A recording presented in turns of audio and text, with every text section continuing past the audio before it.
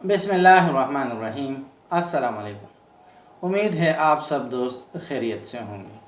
मैं हूं डॉक्टर जावेद इकबाल खाकसार। आज हम बात करेंगे कंधे के दर्द के हवाले से।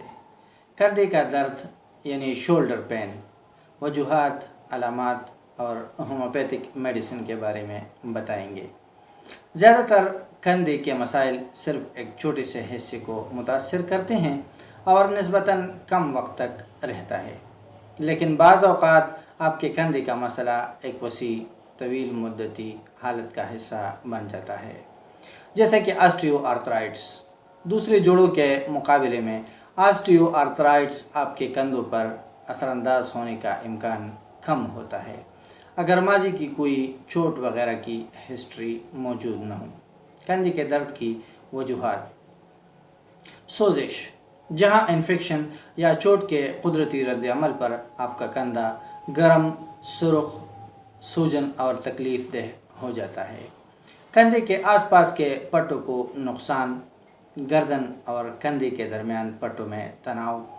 ये आमतौर पर आपकी कमर या गर्दन के ऊपरी हिस्से में होता है और अक्सर आपके खड़े होने या बैठने के तरीके पर असरअंदाज होते हैं जब आप कंप्यूटर इस्तेमाल कर रहे होते हैं या कोई और काम कर रहे होते हैं।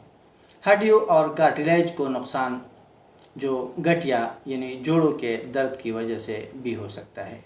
ये भी मुमकिन है कि जो दर्द आपके गर्दन में किसी मसले की वजह से आ रहा हो।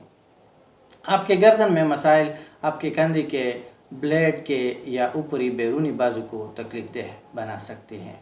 जब ऐसा होता है तो इसे रेफर्ड दर्द यानी रेडिएट दर्द भी कहा जाता है।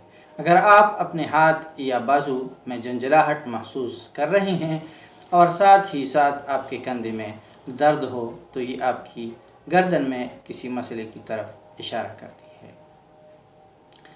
इसी किस्म की सूरत हाल के लिए जो होम्योपैथिक मेडिसिन इस्तेमाल होती है उसमें सिंगोनेरिया, फेरमेट, रस्टाक्स, फाइटोलिका, काल्चिकम, ब्रायोनिया, रूटा, कास्टिकम, जलसीमीम वगैरह अलामात के मुताबिक इस्तेमाल हो सकती है।